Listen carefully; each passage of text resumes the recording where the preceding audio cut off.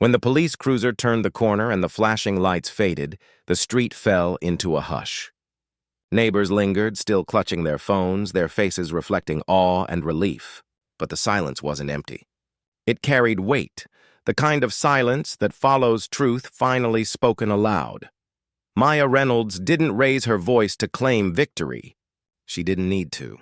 She looked at her neighbors, the parents with children on their hips, the teenagers with live streams still running, the older man who'd crossed his arms in quiet defiance. Authority isn't about fear, she said, her words measured, steady. Only 1% of viewers are subscribed. If you enjoy the content, be part of that 1% and hit subscribe. It means the world to me. It's not about clipboards or fake uniforms. Real authority protects. It serves. It's accountable. And when someone twists it into intimidation, that isn't order. It's abuse. Her gaze lingered on Linda, who shrank further into the shadows of her porch. Then Maya turned back to the crowd. The difference between fear and respect is what you just witnessed. And remember, the cameras, the witnesses, the truth. That's what keeps power honest. She stepped off her driveway, calm as ever, leaving her words behind to settle like stone. And now it's your turn. If you're watching this, ask yourself, would you have raised your phone? Would you have spoken up? Or would you have stayed silent while abuse paraded as authority? Join us, subscribe now, because every story like this proves one thing. The truth always comes to light. It was supposed to be a quiet Sunday morning. The kind of morning where sprinklers ticked in rhythm, dogs barked lazily behind fences, and the hum of lawnmowers drifted like background music across the block. Families lingered over coffee, kids pedaled scooters down sidewalks, and nothing in the air suggested danger. But then 3 figures appeared on Maplewood Lane. 2 bulky men in mismatched tactical vests and mirrored sunglasses, and the ever-present HOA president Linda Whitfield, striding between them with her clipboard like it was a badge of honor. They didn't just stop at the curb. They fanned out across one property, one particular house. They stood in the driveway, leaned against the fence, circled the lawn as if laying siege to a fortress. The house belonged to Daniel Carter, a black man in his late 30s.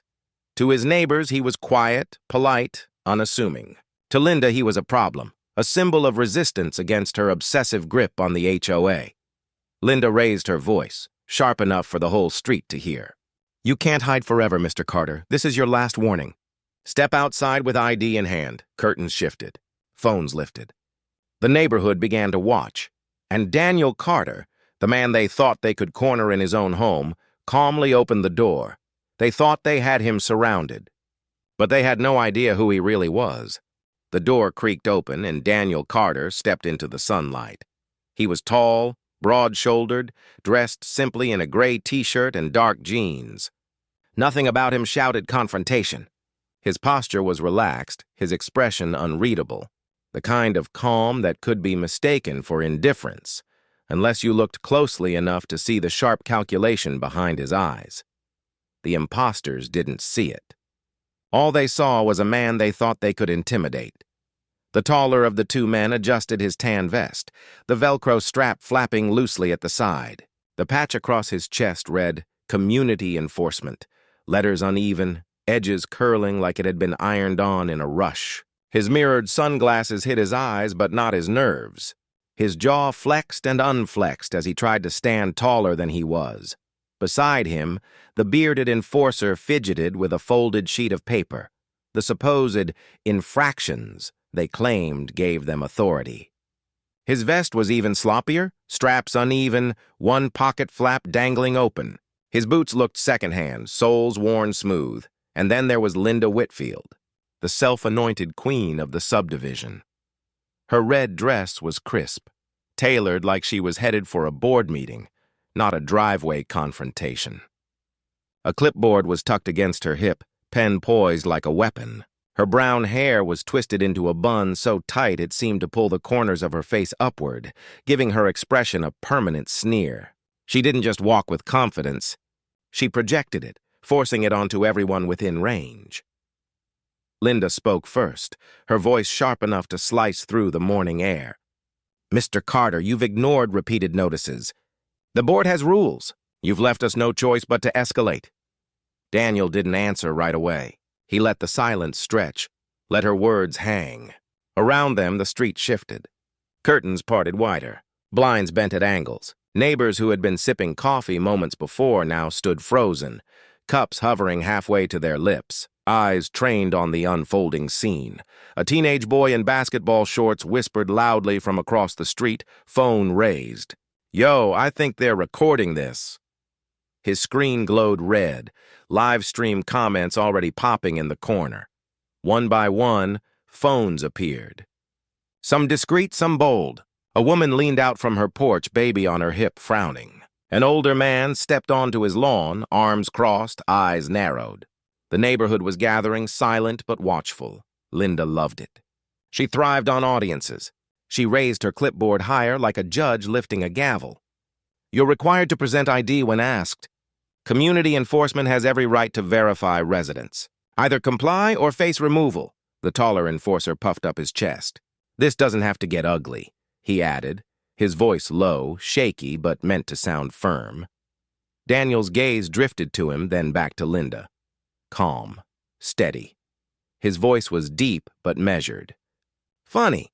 I don't recall reading anything in Texas law about community enforcement. Care to point me to that statute?" A murmur rippled through the crowd. Someone chuckled. Another whispered, "He's got a point." Linda bristled, her grip tightening on the clipboard. "Don't play games with me, Daniel. We both know you've bent the rules long enough. Trash cans left out past hours. Cars parked too close to the curb. Unauthorized gatherings." Daniel's eyes flicked to the bearded enforcer still fumbling with his paper. The list looked handwritten, lines uneven, bullet points scribbled like an afterthought. His lip twitched into the faintest suggestion of a smile. "Sounds serious," he said evenly. "Almost like you made it up this morning." Laughter rippled from the street. Quiet at first, then louder. Linda's face flushed crimson. The taller enforcer shifted his weight, suddenly aware of the eyes drilling into him from every direction. Daniel stayed perfectly still, calm, watchful. He didn't need to raise his voice. The crowd was listening. The imposters were unraveling. And Linda, despite her clipboard and her posture, was losing control. To the imposters, this was about rules. To Linda, it was about power. But to Daniel Carter, it was about to become something much bigger. And the neighborhood was going to witness every second. The taller imposter shifted his stance, planting his boots wide like a soldier in training. His voice rose with a brittle edge. "We've been more than patient. Show us your ID, Mr. Carter. If you refuse, we'll detain you until proper authorities arrive." Gasps rippled through the street. Neighbors leaned forward, eyes wide. Detain? The word itself hung like smoke in the air. Daniel didn't flinch. His posture remained loose, almost casual. He tilted his head slightly, studying the man behind the mirrored shades. "Detain me?" His tone was calm, even amused. "On my own property?" The crowd stirred. A neighbor muttered, "That's illegal." Another whispered, "They can't do that." Linda cut across the murmurs, her voice shrill with authority. "You brought this on yourself, Daniel. The HOA exists to keep this community orderly. You've undermined that order for too long." Daniel's gaze shifted slowly to her. Order isn't the same as control. "And your order seems to change depending on who you're talking to." Her cheeks flushed. "Don't twist this. The board is unanimous. We enforce the rules equally." Daniel let out a low chuckle, more like an exhale. "Equally? Is that what you call this?" He gestured lightly to the two men in their knockoff vests. "Hiring cosplay security to surround my house?" The crowd erupted with laughter. Phones wobbled as neighbors struggled to steady their hands while filming. A few clapped quietly. The taller imposter's face hardened, his jaw set tight behind the glasses. "We're not here to argue," the man snapped. "We're here to enforce compliance. Show us ID, now!" Daniel's reply came like a hammer. "You don't have the authority, not here. Not anywhere." The bearded enforcer finally spoke, his voice uneven. "Non-compliance carries consequences. The HOA can fine you. They can suspend privileges. They can—" Daniel cut him off. "Fine me? Suspend my pool privileges? And for that, you think you can threaten restraint?" Do you even realize what kind of charges you're stacking up right now? The bearded man faltered. He glanced at Linda, who hissed back. Stay firm. Daniel's tone dropped lower, each word deliberate. Impersonating law enforcement is a crime. Trespassing is a crime. Attempted unlawful restraint. That's a felony. So before you try anything stupid, you better understand you're the ones about to be in handcuffs. The taller imposter's hand twitched near his belt, where a cheap pair of cuffs dangled. The metal clinked softly, just enough to echo in the tense air. The crowd stiffened. A woman gasped. Someone whispered, "They're really gonna do it." Daniel didn't move. He kept his voice calm, steady, loud enough for the whole street. You put those cuffs on me and you won't be walking away.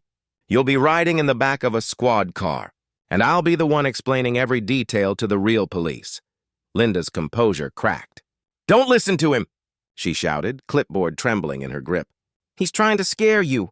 He thinks he's untouchable. People like him. She caught herself too late. The words froze in the air. People like him. The crowd's reaction was instant. Murmurs turned to angry shouts. We heard that, Linda, one man barked. Another woman, phone held high, added, Say it again for the camera! Linda's face drained of color, but her pride refused to yield. I meant rule breakers. Daniel's eyes narrowed. His voice sliced through her excuses. No, you meant exactly what you said. The taller imposter tried to redirect, stepping forward, cuffs in hand. This is your final warning. Daniel moved nothing but his eyes, locking on him with unshakable calm. Final warning for who? Because right now I'm giving you yours. The man froze, caught between the crowd's jeers and Daniel's steady voice. From the sidewalk, a teenager shouted into his live stream, Yo, he's owning them! Over 200 people watching right now! The imposter stiffened. The crowd pressed closer. The air itself seemed to vibrate with tension. Daniel finally stepped forward, just enough to close the space. His voice was low but sharp, cutting like glass. You came to my house thinking you could scare me. But look around. Do you see anyone siding with you? Not one. Every phone here is your evidence. Every second is being recorded. You've already lost. The imposters thought intimidation would break him. Instead, their own words, their own threats were tearing their authority apart, and they had no idea how close they were to the point of no return. The neighborhood had transformed. What began as a few shifting curtains and tentative glances had grown into a full-blown gathering. From porches, sidewalks, even lawns across the street, neighbors clustered with phones raised high. Some whispered nervously, others openly narrated to live-stream audiences. The quiet cul-de-sac was now a stage, and every second was being documented. Maya Reynolds, the woman they thought they could corner, stood at the center of it. Calm, immovable, her voice carrying not just to the imposters in front of her, but to the entire crowd. She wasn't just speaking for herself anymore.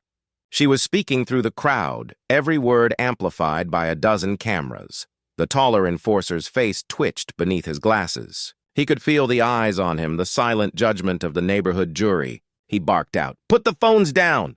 This is official HOA business. The command backfired instantly. A wave of laughter rippled through the crowd. Someone shouted, You're no cop! Another chimed in, If it's official, why are you afraid of cameras? The bearded enforcer tugged at his vest, sweat beading on his forehead. He muttered something to Linda, but her voice sliced over him. Stop recording! This is harassment! This is private community enforcement! The crowd only grew louder. A teenage girl yelled, Private! You're on his driveway! Phones angled higher. The comments on a live stream scrolled faster. HOA frauds. This is going viral. Maya let the noise build, let the imposters drown in it. Then, when the timing was right, she raised her voice. Not a shout, but a deliberate, commanding tone that cut clean through the chaos. Let them record. The crowd hushed almost instantly. Dozens of phones locked in place, steady, lenses gleaming in the sun. Maya's calm gaze swept across her neighbors before returning to Linda. If you believe in what you're doing, you shouldn't be afraid of witnesses. Or is it easier to invent rules when no one's watching? The jab landed. The imposters stiffened. Linda's lips parted, searching for words that wouldn't come. An older man from 2 houses down spoke up. "Been here 30 years. Never seen anything like this. You're out of line, Linda." His phone stayed trained on her. Others joined. "We're tired of this. Always targeting people. It's not enforcement. It's harassment." The imposters shifted uneasily, their authority eroding with every voice that rose against them. Maya held the silence just long enough before speaking again. "Look around. You wanted control. What you got is accountability. Every angle, every second, every witness." Her words carried not just to the crowd, but to the unseen audience already forming online. A few neighbors exchanged wide-eyed looks. They knew, once this footage spread, there would be no rewinding it. Linda's cheeks flamed red. Her clipboard trembled in her grip. "This is still my community. I will not be humiliated like this." The taller enforcer stepped in, trying to salvage the moment. "Enough. Cameras or no cameras, we're not leaving until you comply." But the words rang hollow. Behind him, a teenage boy announced loudly to his live stream, "Over 500 watching now! Everyone's saying they're fake cops!" The crowd laughed, cheered, even clapped. Phones zoomed in tighter. The imposters were no longer the ones writing the narrative. The community had taken that power, and Maya had steered it right into the light. She leaned forward slightly, her voice low but cutting. "Your mistake wasn't coming here. It was assuming no one would see what you're really doing. But they see it now, all of them, and so will everyone else." Their intimidation was supposed to isolate her. Instead, the entire neighborhood had become her shield, a wall of witnesses, cameras, and voices. And the imposters had no idea how badly this would backfire. The imposters had lost the crowd, but desperation is dangerous when pride is on the line.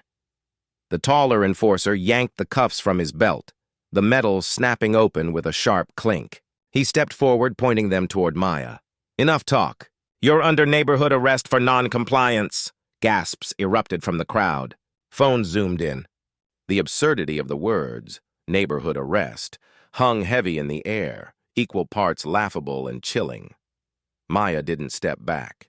Her stance remained solid, her expression unreadable. Only her eyes sharpened, tracking his every movement. "Neighborhood arrest?" She repeated slowly, as if tasting the phrase. "That's not a law. That's a fantasy." The bearded enforcer moved in behind his partner, voice raised to match the tension. "Failure to comply means you'll be restrained until board review." "We have authority to act," the crowd erupted in jeers. "Board review?" one woman shouted. "This isn't a court." Another added, "That's illegal. You can't touch him." Linda, clipboard clutched tight, tried to rally her crumbling forces. "Do it," she hissed. "Show him what happens when you defy the rules." Her voice cracked with something more than anger, something raw, bias, desperation, and the crowd heard it. "Why is it always him, Linda?" a neighbor shouted. "Why never anyone else?" Maya tilted her head slightly, her voice calm but deadly clear. "You just gave me what I needed. Bias, harassment, targeting." She took a step forward, closing the distance, her tone loud enough for every phone to catch. "Let me be very clear. If you put your hands on me, that's felony assault and unlawful restraint. You'll be arrested before you make it out of this driveway." The taller enforcer's jaw clenched. His cuffs wavered mid-air, caught between bravado and fear. The bearded one whispered, "Maybe we should," but Linda cut him off, her voice shrill. "No! He's bluffing!" "He thinks he's smarter than us.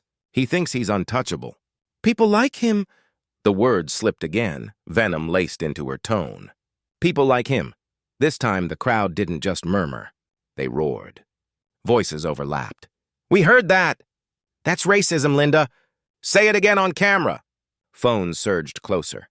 A neighbor shouted, "The whole city's going to see this!" Linda's composure cracked wide open. She sputtered, I meant rule breakers." Her voice trembled, her face blotched with red. Maya's expression didn't change. Calm, measured, surgical. "No, you meant exactly what you said. And now the whole world knows it." The taller enforcer tried one last push, snapping the cuffs shut and lunging a step closer. But his voice betrayed him, shaking, unsure. "You leave us no choice." Maya's eyes locked on his. No, you've left yourself no choice. The crowd surged, shouts raining down. Phones captured every angle. The imposter's illusion of authority had collapsed, stripped bare by their own arrogance. Maya's final words cut the air like steel. You wanted to play police? Then be ready for the consequences. Because in about 5 minutes, the real ones are going to want to talk to you. And you won't like that conversation. The taller enforcer froze, cuffs trembling in his hand. The bearded one backed half a step. Linda's grip on her clipboard faltered, her authority slipping through her fingers like sand. And through it all, Maya stood tall, calm, and steady, the eye of the storm, waiting. They thought they were minutes from victory.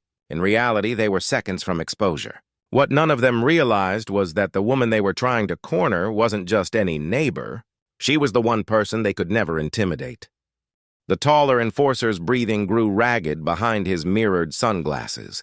His pride had been shredded in front of dozens of neighbors, and now, with every phone capturing his every move, he felt cornered. And a cornered man makes desperate choices. With a sudden lunge, he thrust the open cuffs toward Maya's wrist. The crowd screamed. A woman shouted, "Don't touch her!" Phones jolted to catch the moment, digital eyes locked on the struggle. But Maya didn't flinch. She pivoted. With one sharp movement, she caught his wrist mid-strike, twisting it effortlessly. The man cried out, stumbling forward as she used his momentum against him. In a blur, his own cuffs clicked shut around his wrists. The sound rang out, crisp and final. The crowd erupted. Cheers, laughter, even clapping. One man bellowed, "That's how you do it." A teenager screamed into his live stream, "Yo! She flipped him! She cuffed him with his own cuffs!" The bearded enforcer froze, eyes wide, sweat dripping down his brow. He reached for his vest as if to pull himself together, but his movements were clumsy, frantic. Maya's calm gaze locked on him. "Do you want to try next?"